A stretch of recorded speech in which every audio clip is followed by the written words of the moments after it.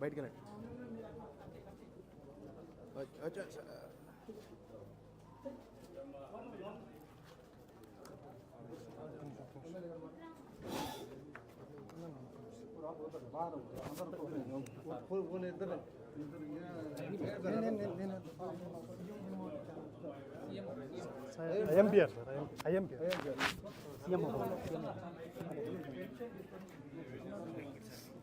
మీ husband చనిపోయాడు? Corona వచ్చి చనిపోయాడా? Corona సమయంలో సెకండ్ వేవ్.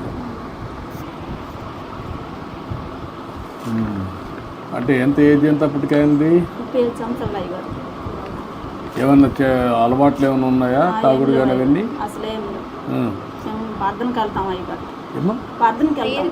ప్రేయర్కి వెళ్తా. అలవాట్లు ఏం లేవు.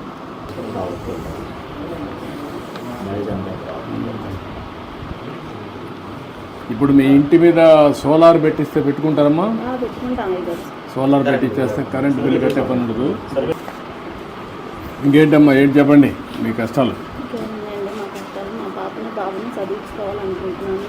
ముఖ్యంగా వాళ్ళ కోసమే నేను ఇంత ప్రయాసపడుతున్నాను. నా బిడ్డల కోసమే, ముఖ్యంగా నా బిడ్డలు చదివించుకోవడం కోసం. నేను ఆయాంలో 5 సంవత్సరాల్లో 5 సంవత్సరాల కాలంలో మన ప్రభుత్వంలో చేర్చినప్పుడు ఇల్లు కట్టించుకున్నాను. అప్పుడు జరిగిన మళ్ళీ 5 సంవత్సరాల కాలంలో మాకైతే ఏం అందుబాటులోకి రాలేదు. మేము చాలా ఇబ్బంది పడ్డాం కరోనా టైంలో. ఆ టైంలో పడ్డప్పుడు మమ్మల్ని ఎవరు ఆదుకున్న వాళ్ళు కూడా ఎవరు రాలేదు.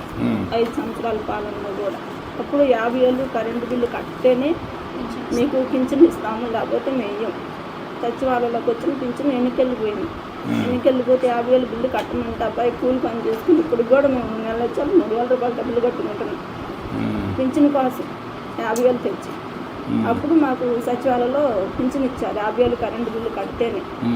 ఆ 50,000 కట్టుకుని ఇప్పుడు నేను అప్పుడు 2,750 రూపాయలు పింఛన్ తీసుకుంటున్నాను. ఇప్పుడు 4,000 వచ్చి నాకు అయ్యగారు నా బిడ్డని 4,000 రూపాయలు పెట్టి నా బిడ్డ నేను పోషించుకొని చదివించుకుంటున్నాను. అబ్బాయి తెచ్చిన 200 జీవిత ప్రకారం మేము ఇంట్లో మా ఆయుధ ప్రకారం వాడుకొని ఎట్నా సార్ పాపని చదివించుకునే సామతికి నేను ఇప్పుడు ఇచ్చిన డబ్బులు పెట్టి నేను వాడుకున్నాను. బాగా చదివించమ్మా పాపని, మంచి భవిష్యత్తు ఉంటుంది. డాక్టర్ అవుతావా? నమ్మకమేనా? నువ్వు కూడా టైం ఉన్నప్పుడు చదువుకోకూడదు. పార్ట్ టైం నువ్వు ఇంటర్మీడియట్ ఏంటి ఏం చేసావు? అప్పుడు పాస్ అయినావు. ఇంటర్మీడియట్ ప్రైవేట్ చేస్తే నీకు క్వాలిఫికేషన్ కూడా వస్తే వ్యాపారానికి కూడా నీకు ఉపయోగపడుతుంది. ఇంటర్మీడియట్ పాస్ అయ్యావనుకో, దెన్ డిగ్రీకి వెళ్ళు. కొద్దిగా టైం స్పెండ్ చేయి. నువ్వు పాలిటెక్నిక్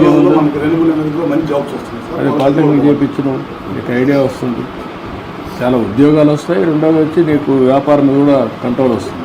చిన్నగా ఇచ్చి ముందు రిపేర్ చేయి, ఆ 3 లక్షలు పెట్టి దాని నుంచి నెక్స్ట్ ఎట్టుకోవాలి. చదువుకుంటూ 2 పనులు చేయి. ఓకే అమ్మా, నేను ఆ డబ్బులు కూడా ఇప్పుడు బిల్లు ఇచ్చేసేయమంటాను. ఇది కూడా పెట్టిస్తాం, సోలార్ పెట్టిస్తాం. ధైర్యంగా ఉండండి. ఈ పాపని ఏం కావాలో అవన్నీ ఇప్పించి చదివించాలి. నాకు ఎంబీబీఎస్ చేసేట్టుగా మీరు మెంటరింగ్ చేయాలి. రేపటి నుంచి పాప జిల్లా అడ్మినిస్ట్రేషన్ ఉండాలి. ఒకటి టేక్ లాజికల్. ఓకే అమ్మా, చదువుకోవాలి. రండి తీసుకోమ్మా.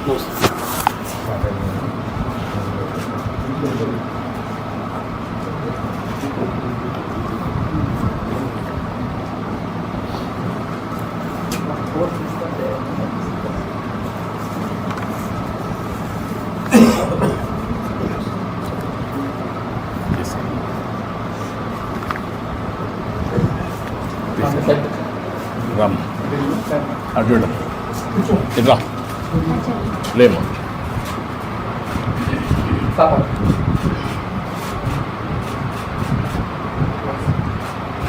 రామ్ రండి పిల్లలు రండి. కరోనా టైంలో మన వాళ్ళకి ఇంటికి వచ్చాం సార్. ముందాక నేను దగ్గర కాలేసి వివరాలు బయటికి మన కార్యకర్తలు వచ్చారు. రమేష్ గారు ఇచ్చారు. ధైర్యంగా ఉండమ్మా. ఓకే అమ్మా, గుడ్. Thank you.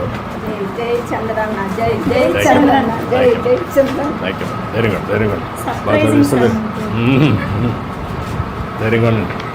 మీకు మళ్ళా కేటగరైజేషన్ కూడా వస్తుందమ్మా. ఇప్పుడు మాలామాదిలో కూడా కేటగరైజేషన్ తీసుకొస్తాం. దాంట్లో కూడా నీకు బెనిఫిట్ వస్తుంది. బాగా చదువుకో పైకి వస్తావు. నువ్వు బాగా తెలివిగా ఉన్నావు, ఇంకా బాగా చదువుకోవాలి, కష్టపడాలి.